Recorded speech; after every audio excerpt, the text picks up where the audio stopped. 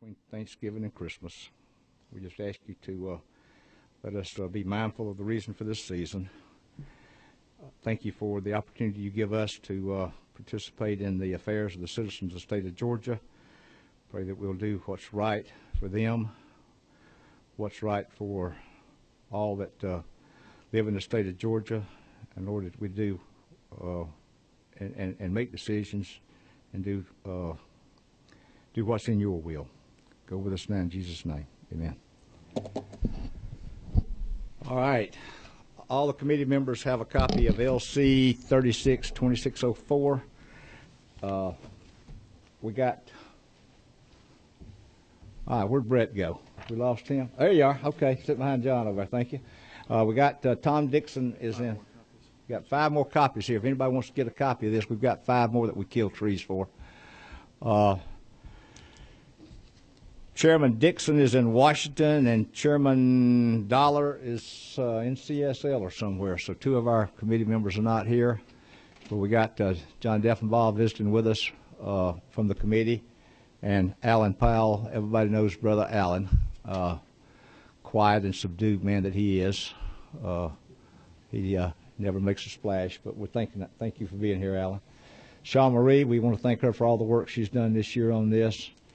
And Matt, our research assistant. Who wants to come up and talk to us about what they want to look at on this? I know, Stoney, you got some things you want to talk to us about? You're the only one signed up, so come on up. Tell us what you got.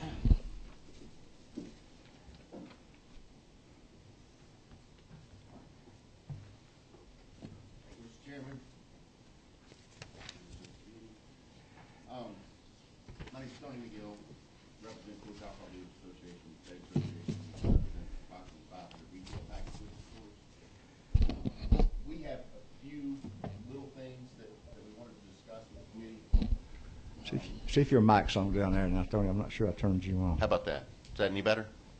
Yeah. Okay, great. Thank you. Okay, on the first thing that I wanted to bring up is on page 7, section 3, dealing with the signage that is not currently required for a packaged liquor store, and this would actually require that for us. It's a lot of our stores post those signs voluntarily, but it's not a requirement, and this is a change that we're. It's kind of one of those, just a catch kind of thing, and we're hoping that we don't put another requirement on us. That's, since it's not currently required, we would hope that it not be required going forward. Is that, now what part of that? Is that all something that's different there, or what part are you looking at? Well, trying to go back to the old, in the original code section. I'm trying to look for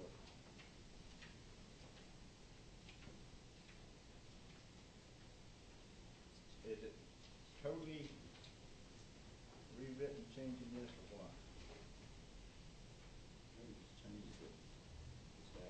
Covers more establishments that have to post the sign. All retail consumption dealers and retail dealers in this state that sell retail have got to post it. I'm looking at page 4 of the book right here, what it says already. I think what we're doing now is just changing the definitions that we had changed, making it consistent throughout the law here, because there's retail consumption dealers, retail dealers. Is that really that big a change there? Well, no, sir. It's not a huge change. It's just one of the things that. Because basically, all we struck out was retailers of alcohol beverages.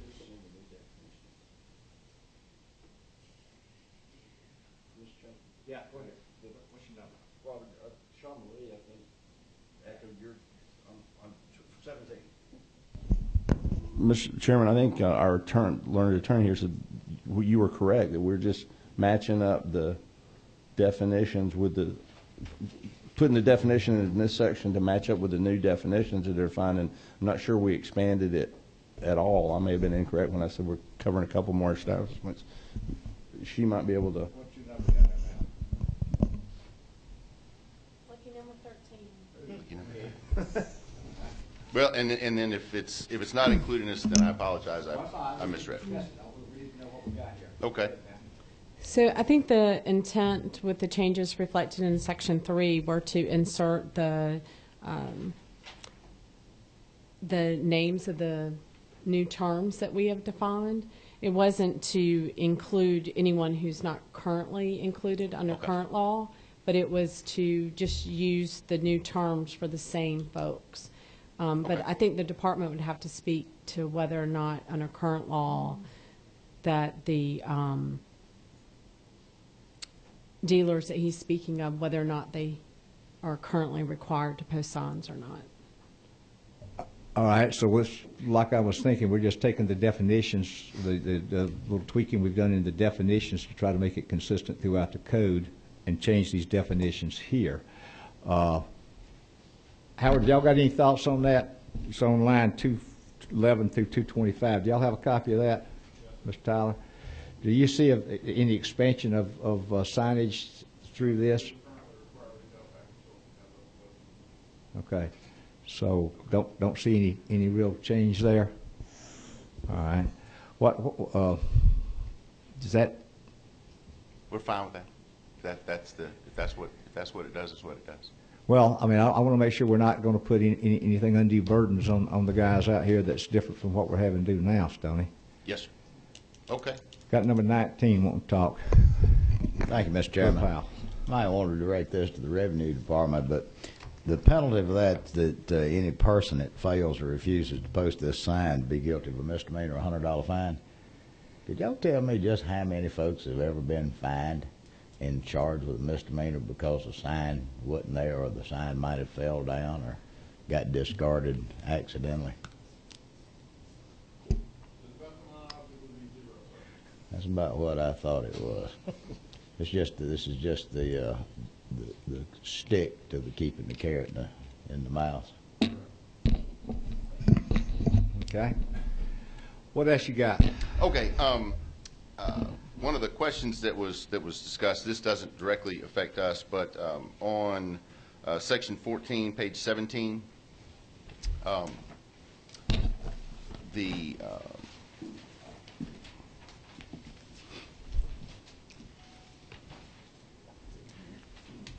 and I'm not, is the way we saw that was that beer and wine consumption on the premise location would now be allowed to have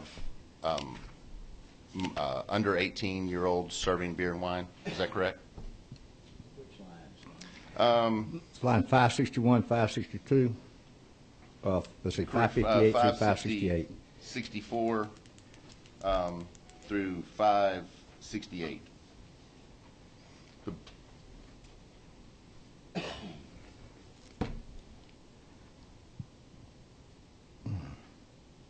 Well, I'm going back again to the original.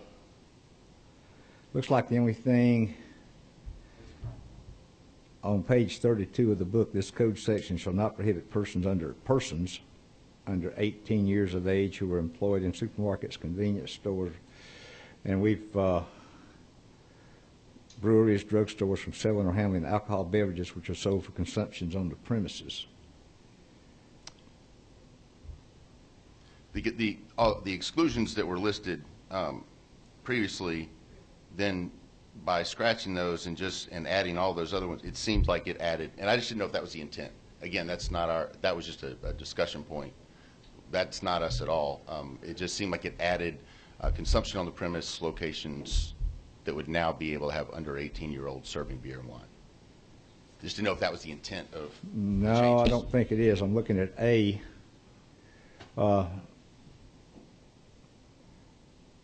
I think we were just trying to clean up supermarkets, convenience stores, breweries, and drugstores because there's other places, I believe, that do that, and we were trying to strike out in case there was something else come up.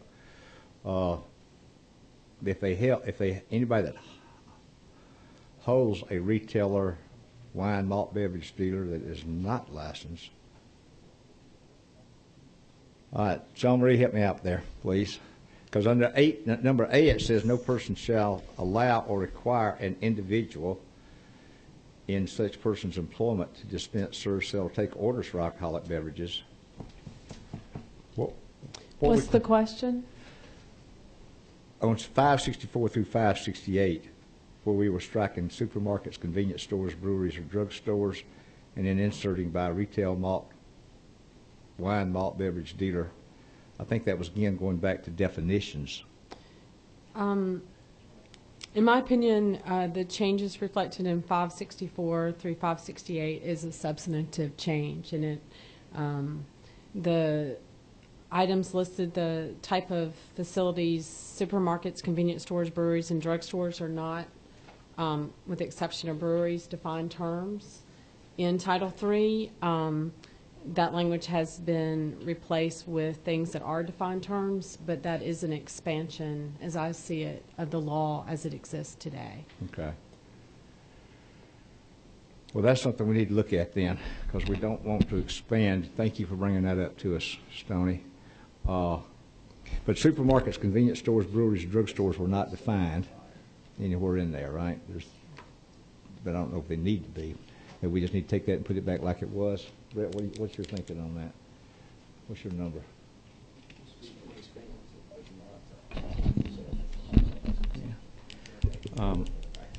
The thinking here is that there are a list of several types of businesses that may not be inclusive of all types of businesses, and by removing that list, supermarkets, convenience stores, breweries, and substituting those that are properly licensed, we are not limiting ourselves to other types of businesses that may be in existence today or come about in future years. It does not expand the ability of someone of young age to serve alcohol, and that was not the intent. For example, today we see a number of growler stores opening that not only sell growlers but also packaged goods, and so someone that is 18 years of age would not be necessarily filling a growler, but could be loading and unloading shelves, much like they do at a convenience store or a grocery store. And so the intent was to remove a very limited list of types of businesses that existed in one day that may not exist tomorrow, but preserve the ability and the intent of the law was just to allow those that can work in those types of businesses to continue to, even though they're called something other than a grocery store or a convenience store. Right. So it basically expanded to everything, but if you have liquor. If you have liquor, you can't, and then anybody else can.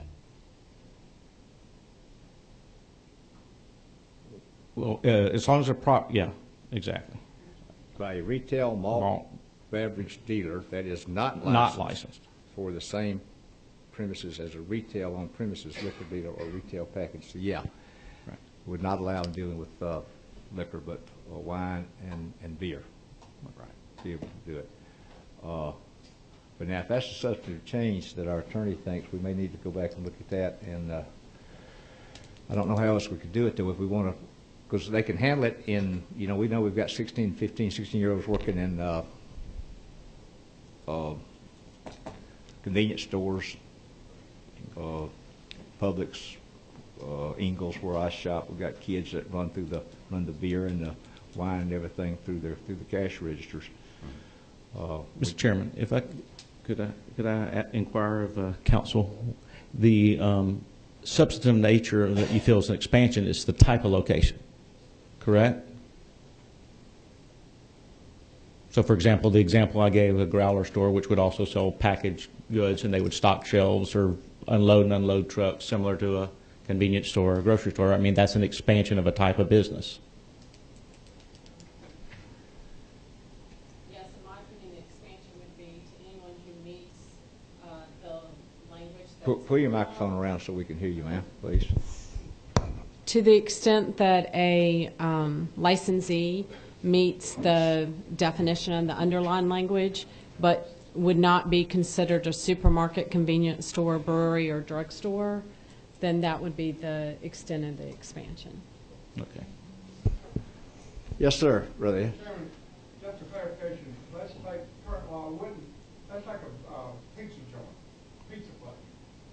They can, a 16-year-old can't handle beer and wine in that pizza place now, but under this change, they could, in simple terms. Isn't that correct? Yeah, if they have the license, Change in the thing. yeah, they can have it. Can they? I'm not sure I understand the question there. You saying they can't handle the beer and wine in the pizza joint? Currently, they Currently, cannot. they cannot. Sell it. Transact the sale in the pizza place today, under current law, as we read it. But with this change, they could transact the sale away from that. Well, they can take the sale, can't they? I mean, if you walk in there and say you want to order a pizza and 2 beers, don't they just ring it all up at the same time? I don't know. What's revenue? Y'all got any? Not supposed to. Not supposed to? I don't think so. Go ahead.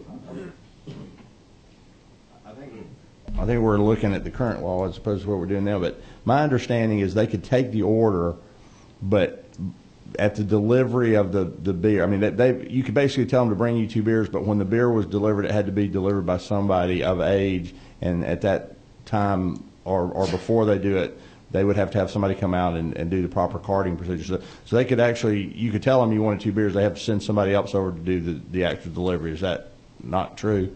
They can't themselves bring it or be responsible for the identification, proof of age.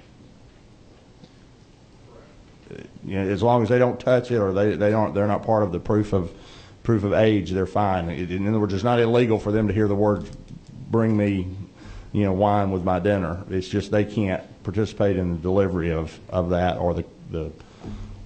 Well, it actually says on line 562 of current law, or take orders for any alcoholic beverages. That's right. Well, again, I mean, we're splitting hairs here. I mean, if you tell somebody you want to, they have to send somebody over there to actually card you and bring you. I mean, I guess there is the definition of what is taking an order, but there are clearly people that work in, the generic pizza place I go to in Alpharetta that are not 21, and if you tell them you want something, somebody else comes over and does that. I mean, so I guess we're parsing words here about what the taking of the order is. But otherwise, you couldn't have anybody that works in there at all, because how would they know by somebody walking in if you're going to order or not? I mean, Right.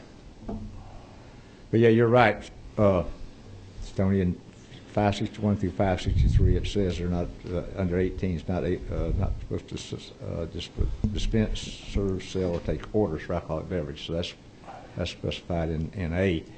So in B, are we taken away from AF there, or just?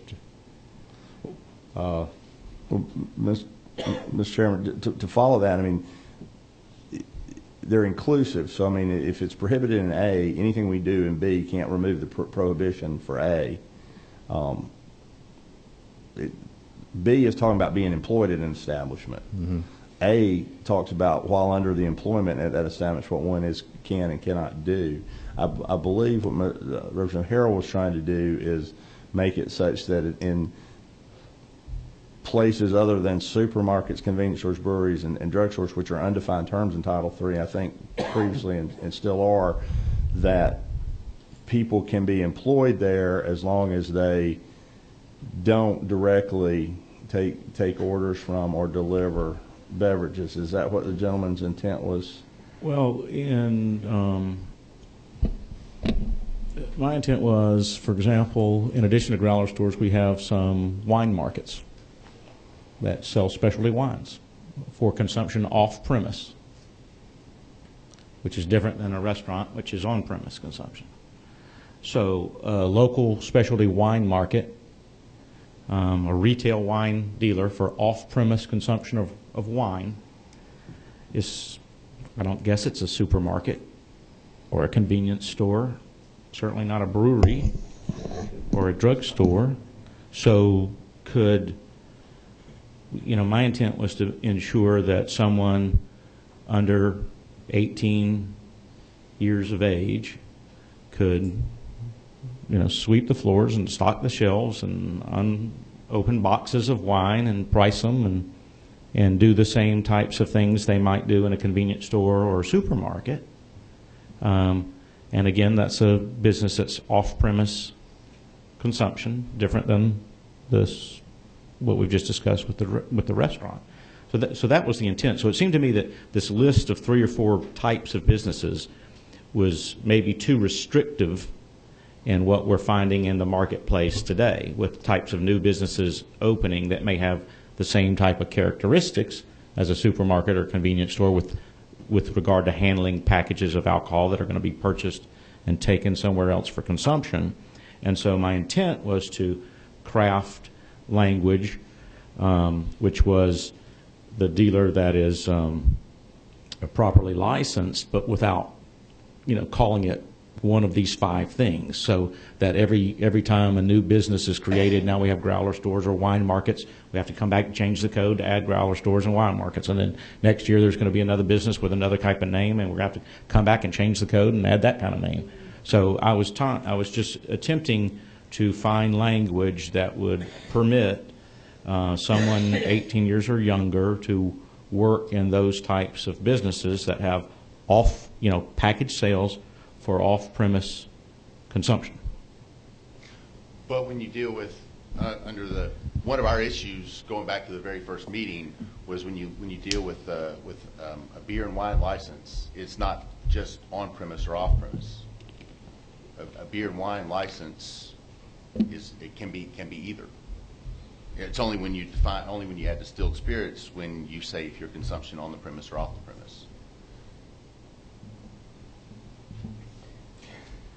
Well, if we just let this thing read, this code section shall not prohibit individuals under 18 years of age who are employed from selling or handling alcoholic beverages which are sold for consumption off premises. That's basically what we're trying to allow. We're trying to allow somebody in these stores to handle and sell the alcoholic beverages for consumption off the premises. They're not opening packages or anything else. What we've got the problem with here is we had the other definition, supermarket, convenience stores, breweries, and drugstores, and now we've tried to put a definition of who has the license in there. But basically all we're still trying to do, I think, is not prohibit individuals who are 18 years of age from selling or handling alcoholic beverages sold for consumption off the premises. Well, you could simply change this to say that if there is consumption on the premise, that someone who's under 18 could not handle or sell the alcohol that's being sold. Well, we got that in A, hadn't we? It says that now. Doesn't that say that in A already? No person shall allow or require an individual. But then it also says right below that this code section shall not prohibit. So while it prohibits From being employed from selling or no, handling. it says who are being employed by these things from selling. It's not saying you can't work there. It's saying that if you work in current law says if you work in one of these 4 type of businesses that are all not on the premise consumption locations typically. Well, that's what we're trying to get at, which are sold for consumption off the premises. That's what we're trying to say, that they can only handle alcohol beverages and wine, malt, dealer beverages. And you're correct. I apologize. It does say for who burns, but if we read it, just help me out because I'm slow this morning. If we read it the way it used to be, this code section shall not prohibit persons under the age of 18 who are employed by supermarkets, convenience stores, breweries, drug stores from selling or handling alcoholic beverages that are sold for off-premises consumption off premises. So if we make the changes, and we say individuals under 18 employed by a retail malt beverage dealer that is not licensed for the same premises as a retail on-premise liquor dealer or retail package store, it still says from selling or handling beverages that are sold for off-premise consumption. So B says it expands the areas where this applies. 18-year-old. But it's still talking about it shall not prohibit people under 18 from selling or handling alcoholic beverages that are sold for off-premise consumption. So if you can sell in these establishments, which is it's an expansion, you don't really normally think of somebody on-premise at a convenience store, but we expanded that. But it still says they can only handle or sell for off-premise construction. So it does put an onus on whoever's running that show if they want to employ somebody under 18 to make a bright line between what their activities, but it still says that it only allows them to do off-premise handling So of sales. if you're working at a growler shop where you can consume on the premise or off the premise, how does the guy that loads the keg, the 17-year-old that puts the keg into the machine, how is he going to know if somebody's buying that for on or off premise? And that, again, that's one of our issues is not having a definition of on or off premise in the licenses. And which was originally one of our biggest concerns was that when you walk into a location, if they don't have distilled spirits, they have an alcohol license, they don't know if the department doesn't know if they're selling off premise or on premise consumption, which was going back to one of our original issues. Yeah, and that's a hairy road we can't go down right now because you're right. The technology is not there to pick out who's got I think the on premises and off premises. Is that what we discussed, Mr. Tyler? How many? We got 16,000 licenses or something like that. 18,000 or so licenses. Well, they know if they're paying their taxes or not. Yeah. It seems like they know if they're selling on or off premise. Well, what we need to do is, we're not going to get into that Yes, briar patch right now, okay? We need to make sure we understand what we're doing with this right here. Yeah, just wanted to make that point. So that was a point taken. Got it. Okay, thank you. All right. The next one, moving on to page 28, starting at line 938. It's a bracketing situation. Again, doesn't deal with us. Just point to the committee. Bracketing was ruled unconstitutional when the state changed the Constitution, and so I just didn't know why we didn't address taking this out if bracketing is unconstitutional.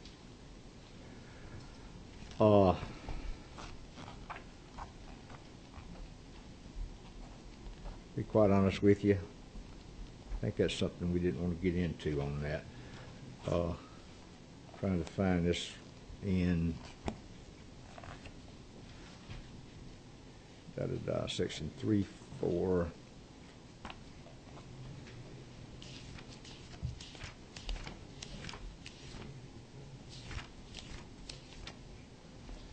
Three, 4, 10.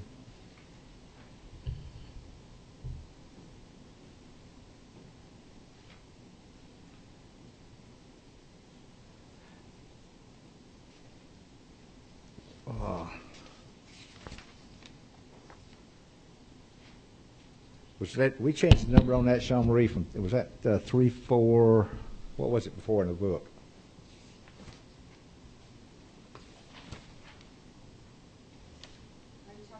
3490, wasn't it? Yeah. The question is, why didn't we take that out? That's your question, since bracketing has been ruled unconstitutional. Yes, sir. If just in the process of a cleanup, and I mean that was clearly done for probably 1 or 2.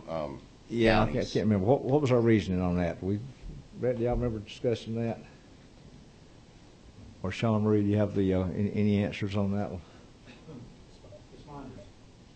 It's my understanding that, as Mr. McGill suggested, that population bills have been deemed unconstitutional, and going forward, the legislature has been suggested that we should not do new population bills. However, existing populations that are in statute remain. So while we may or may not have had the ability to remove it, our decision not to address all the various population issues, and there are many throughout Title III, not just in this case, became an issue that, as I understood it, was larger than what the committee wanted to attempt to tackle with the cleanup. Okay. That's, again, doesn't affect us, just want to bring it up. Okay. The, nothing on kegs.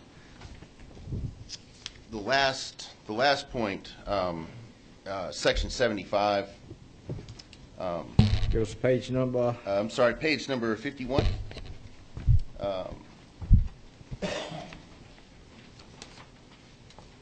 It's starting at line 1733. If that other stuff was confusing, this is really confusing to me. But our biggest issues was what it says, it is not unlawful for any person to possess, and it lists all these different sizes and amounts.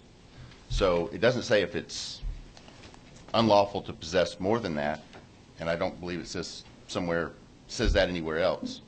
But if we're going to list all the sizes, there's not 50 milliliters on this, and I think this is back to when there was a lot more bootlegging and those type operations going on than there probably are now. But and then at the very end it says improperly stamped, since we haven't used stamps in about 25 years. So I just didn't know that the whole section seems to not make any sense. It seems like it's something that's left over, and we were just curious why it's there. Yes, sir. Go ahead, Brett. Mr. McGill, I agree with you. Why don't we delete improperly stamped? Okay. But your question was also about the sizing, though. But this is the sizing is what's in existing code. It lists all the different sizes with the exception of 50 milliliters, because 50 milliliters were authorized way after this was put into code.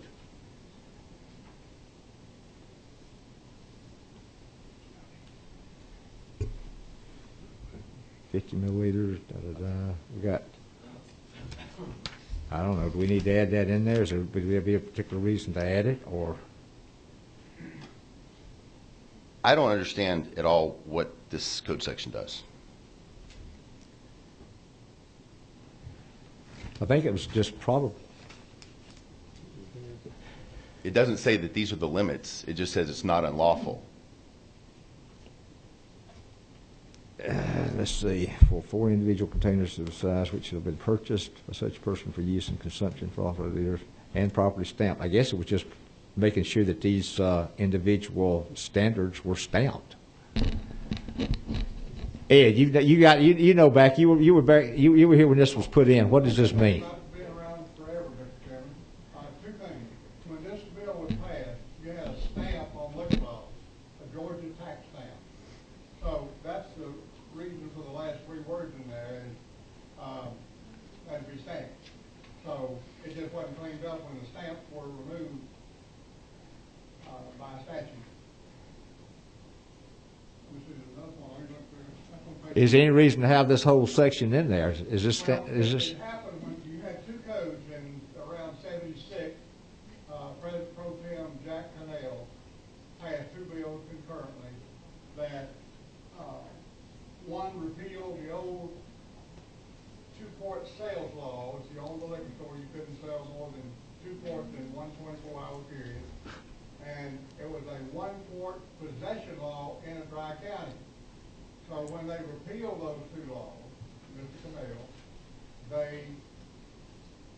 put this in as kind of a deterrent to bootleggers in dry counties. I think it's way, way past that. Probably the easiest thing to do is just repeal it. Because right now, if you have 2 little 50 milliliters minis in your car and you go through a dry county, you're in violation of the law. Right now, because 50 milliliters were authorized after this statute passed, or was on the book. So my recommendation would be, I don't think it's going to hurt anybody's feelings to just repeal that paragraph. The whole thing's. It doesn't do anything other than create a little bag of tricks for somebody to go after somebody. Okay. All right, we need to take that. You're talking about repealing all of Section 75 then.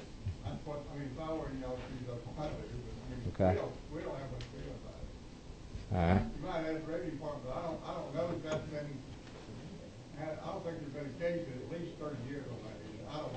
Okay. Well, that's something we can talk to them about. Y'all got any thoughts on that now?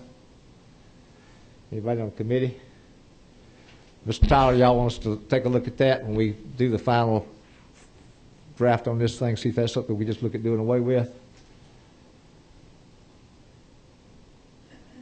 Sir, if you choose to do that, that's certainly fine, but we requested it be done within the Untitled Chapter 10, and see whether or not it has an overall impact on the effect of that chapter. It has some dry jurisdiction. And there have been cases made, recently at least 8 years ago in reference to this particular code section. In a dry county? Okay. All right, Ed, we'll take that under consideration and see what we can do there then. We don't have any strong feelings about it. I'm sorry? We don't have any strong feelings about it. Okay. All right.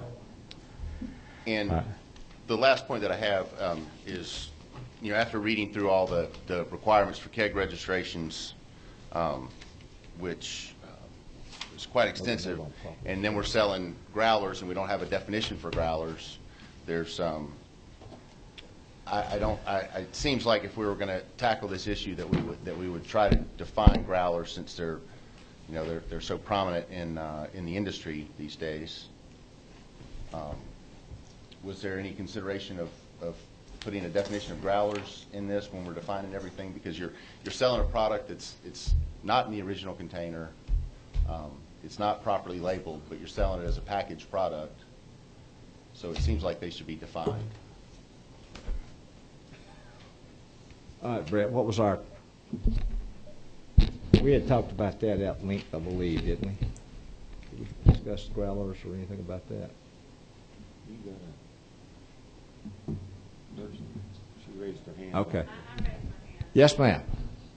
Rochelle Marty, Miller Forge.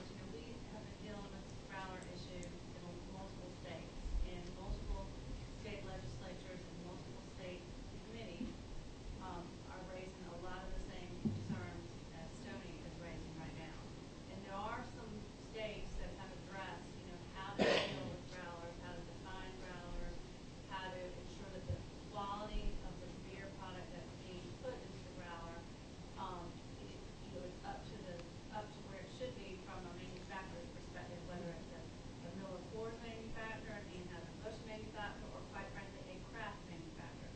And it's an issue that really the industry has been somewhat united on. I'm happy following this to send you some language from North Carolina that went through the Revenue Department two sessions ago that seemed to address a lot of that. If your intent is in fact to try to define that.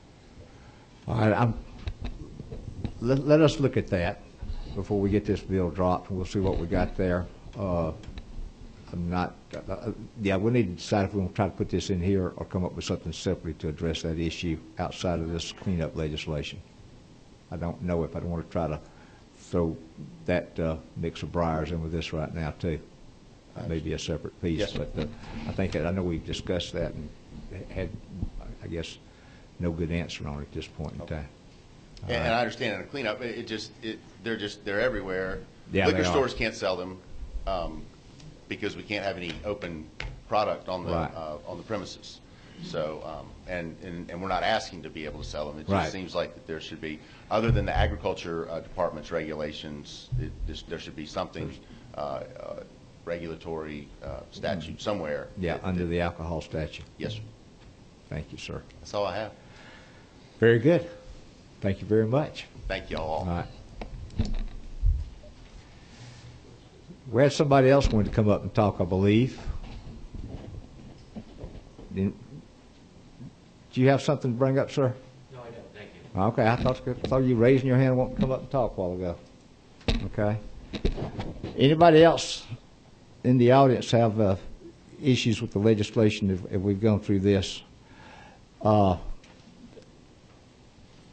We're going to have to look at, we'll look at a few of these issues that's been brought up. Committee members, if y'all got anything else to bring up on this, I hope y'all had a chance to go through this since Sean Marie got it out about 2 weeks ago, and we got the final copies out. Well, anything? 2 amendments. Oh, that's right, we got 2 amendments. All right, number 24, talk to us about your amendment, sir. Thank you, Mr. Chairman. The first amendment you should have before you is AM 360472. And I also have provided you a copy of a letter from the Central State Hospital Local Redevelopment Authority.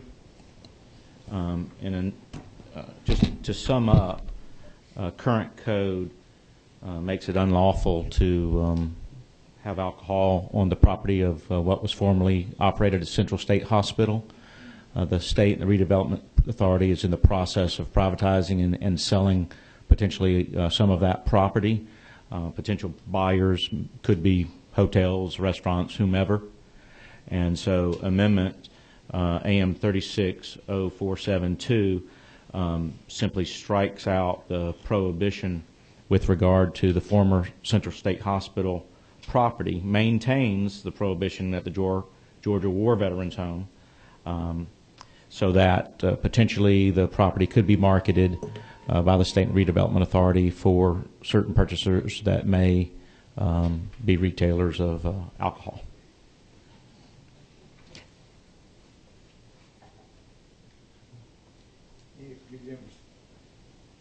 Anybody have any questions on that? So basically, they're taking the old Central State Hospital, want to do redevelopment down there, and because of the existing law, they couldn't do anything that would allow alcohol sales. Yes, sir, that's correct. And the hospital authority, both the representative and the senator from that area, as well as others interested in that property, have reviewed the language, and that's what the cover letter that you have from those various, from the redevelopment authority suggests, that this would be in their favor, and they are supportive, and it would aid in their redevelopment of that property. All right. And that would go between, in the existing cleanup, 588 and 589. Is that what you're looking at putting in there? Yes, sir. Section 15A. Yes, sir, Section 15A. Okay. All right. Committee have any problems with that? If not, we'll put this. We'll have this inserted on the final draft. What else you got, sir? The second amendment is AM 360473, and this deals with an issue of stamps as well. If you look at lines 920 through 922, and this is just a cleanup where we had initially missed an item. 920. This is on page 27, yes, sir, on lines 920 through 922, where we're striking out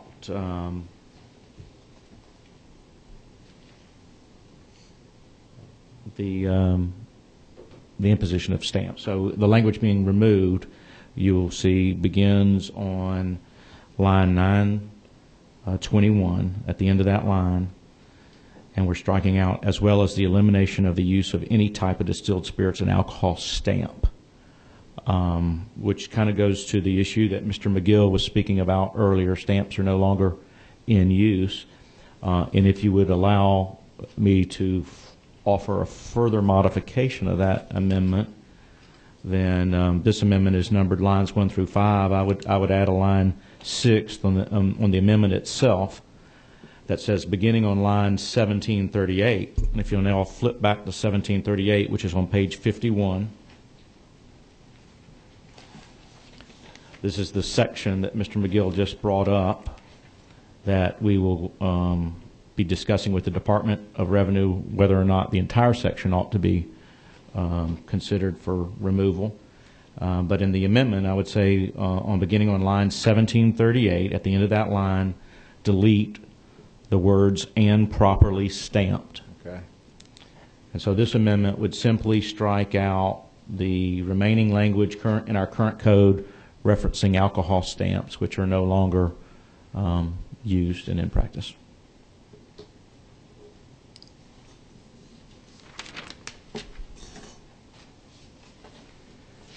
All right, any questions on the committee on that? If not, we will be inserting these changes. before the bill is prepared and dropped. I had one little issue that came about yesterday. I got an email from Georgia Restaurant Association that was talking about records being kept for 3 years from the date of manufacture, purchase, sale, and should be open to inspection. They were asking that to be changed to 2 years, but in talking with the Revenue Department, that presents an issue, I think, in Title 47 with a lot of the tax issues. So we're not going to take that up. They said that we would have to go through all of Title 47 and make changes to the requirements there of taxes, tax information being kept 3 years. So that's not an issue I want to delve into. So we're gonna leave that pretty much like it is, and we'll get back with Ms. Brunner and the people of the Georgia Restaurant Association, explain to them why that's not going to go in and not going to be changed. Anything else to come before the committee on this?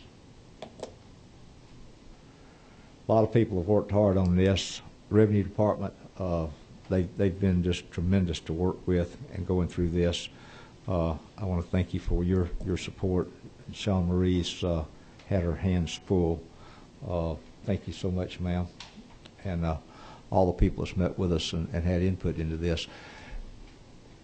This will go through the committee process once we get going, so there'll be more hearings as you read through this and see stuff.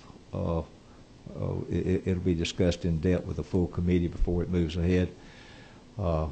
If it moves ahead, we're going to get a report back to the Speaker's office on this. Matt, thank you for working with us on this, my friend. Anything else that needs to be brought up as far as what we've looked at through this? All right. Well, we're early. We're not going to read. We're not going to sit here and read 51 pages. That's why we sent it out to you weeks ago for you guys to look at.